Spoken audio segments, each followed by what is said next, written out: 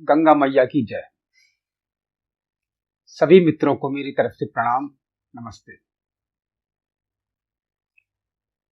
आज मैं आपको गंगा दशहरा, जो कि हिंदू धर्म में एक बहुत बड़ा पर्व माना जाता है, गंगा दशहरा हिंदू पंचांग के अनुसार हर साल ज्येष्ठ माह की शुक्ल पक्ष की 10वीं तिथि को मनाया जाता है। इस साल सन 2021 में यह पवित्र तिथि 19 जून शनिवार शाम 6:47 पर प्रारंभ होगी और अगले दिन यानी 20 जून रविवार को शाम 4:30 पर समाप्त हो जाएगी। ऐसे में मुख्य रूप से हमारा यह पर्व इस साल पूरे देश में 20 जून को ही मनाया जाएगा। गंगा दशहरा, दशहरा का मतलब होता है अवतरण, यानी अवतार लेना। तो गंगा माँ ने इस दिन अवतार लिया था, इसलिए इसका नाम हमने रखा इसलिए इसका नाम गंगा दशहरा रखा गया है और हम इसको गंगा दशहरा के नाम से जानते हैं। मित्रों, आप सभी को पता है कि गंगा दुनिया की सबसे पवित्र नदी है और ये एकमात्र ऐसी नदी है जिसको मां का दर्जा प्राप्त है।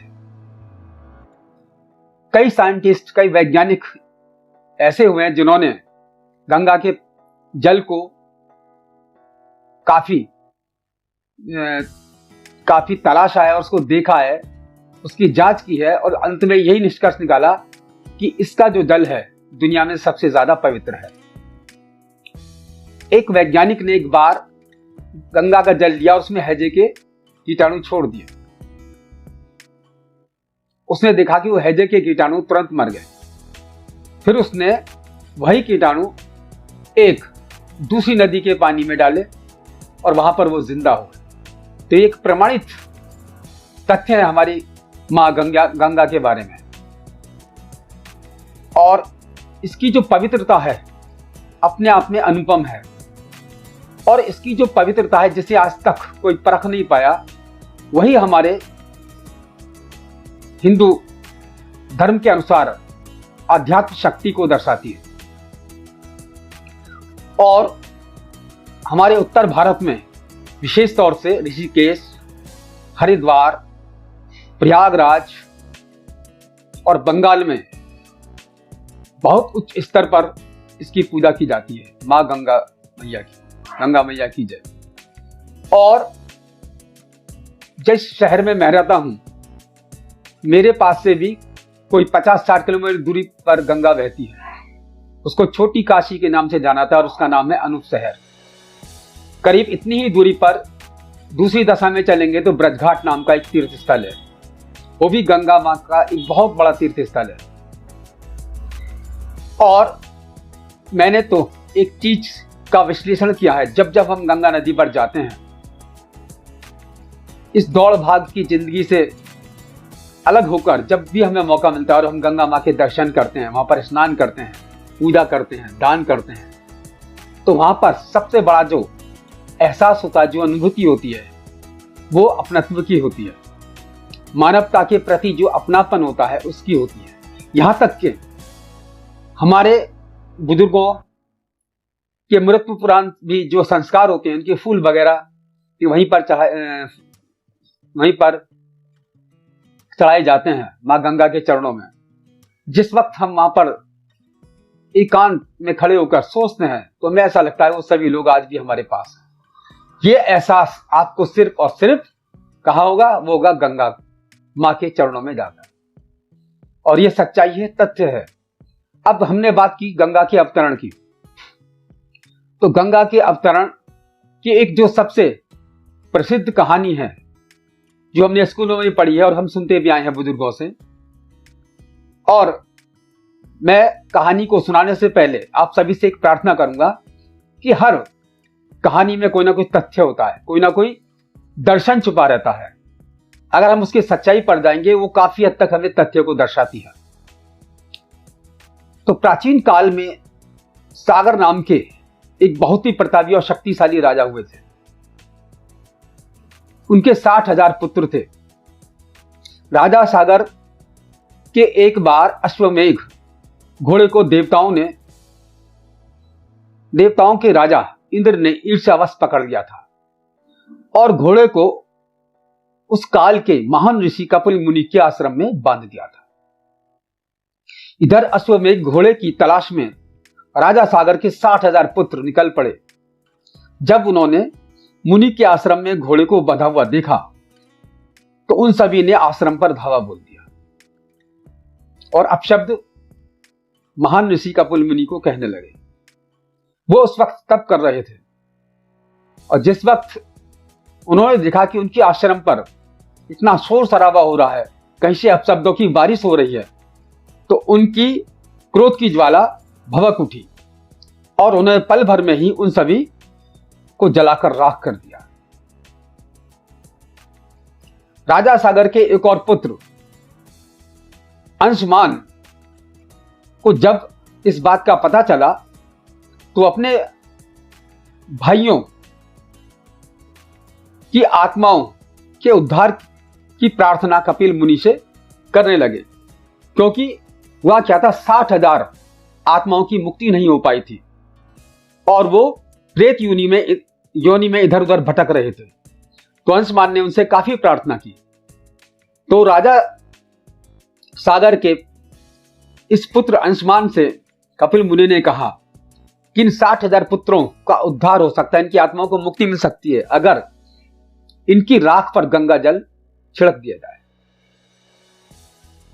अब अंशुमान ने काफी तपस्या की गंगा को स्वर्ग से पृथ्वी पर लाने की, लेकिन वो सफल नहीं हो पाए।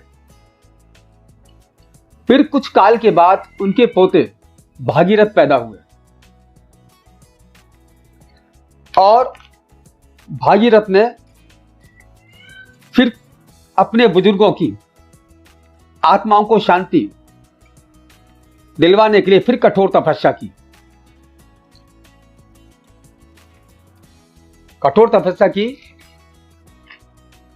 और आखिरकार गंगा मां को धरती पर आने की उनकी प्रार्थना को स्वीकार करना पड़ा, क्योंकि उन्होंने बहुत ही अपार कठिन परिश्रम किया था। अब सवाल यह था कि गंगा जो स्वर्ग में बहुत ही तीव्र गति से बहती थी, हमने कई पौराणिक कथाओं में, ग्रंथों में और पुराणों में पढ़ा है कि स्वर्ग में भी बहुत ही विशाल नदियां बहती हैं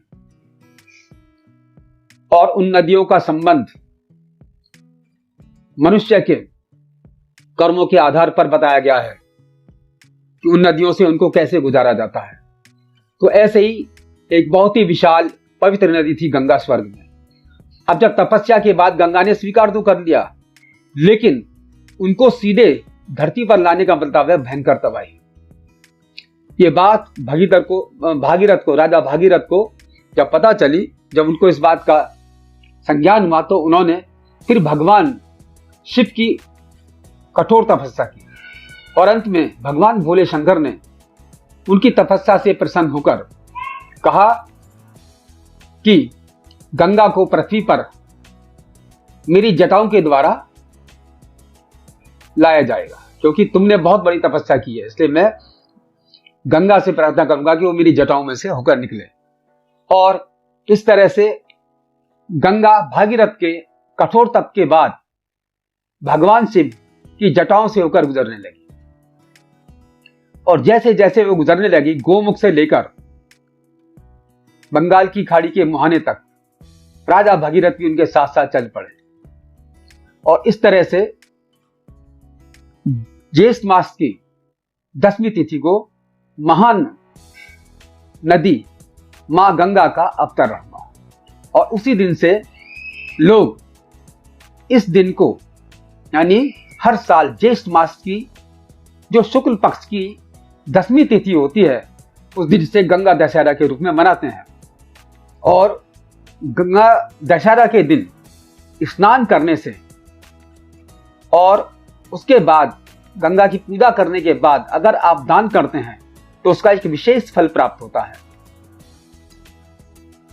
क्योंकि हमारे देश में और पूरे विश्व में एक बहुत बड़ी महामारी कोरोना नाम की चल रही है, जिसके चलते हमारे सभी पर्व फीके पड़ गए हैं और इस बार गंगा दशहरा पर भी शायद हमको ऐसा ही नजारा देखने को मिले। या तो लोग बहुत कम जाएंगे और काफी बड़ी संख्या में वहां पर गंगा मां के दर्शन नहीं कर पाएंगे। तो ऐसे में हमारा अनुरोध है कि और सभी गंगा के भक्त हैं, सभी इस बात को जानते हैं कि अपने घर में स्नान करने से पहले जल में थोड़ा सा गंगा जल छिड़क लें और उसके बाद स्नान करें। और सबसे बड़ी बात, सूर्य के सामने गंगा जल मिलाकर उसको सूर्य के सामने अर्घ करें और फिर गंगा मां का नाम लेकर पूजा करें और उसके बाद दान अवश्य करें। इसका विशेष फल मिलता है। आज का वीडियो मैं ही समाप्त करता हूं। अगर मेरा वीडियो सभी को पसंद आए तो इसको सब्सक्राइब, शेयर करना बिल्कुल मत भूलना, बिल्कुल मत भूलना। अंत में फिर मैं ही कहूंगा, जय गंगे मैया। सभी को प्रणाम, सभी को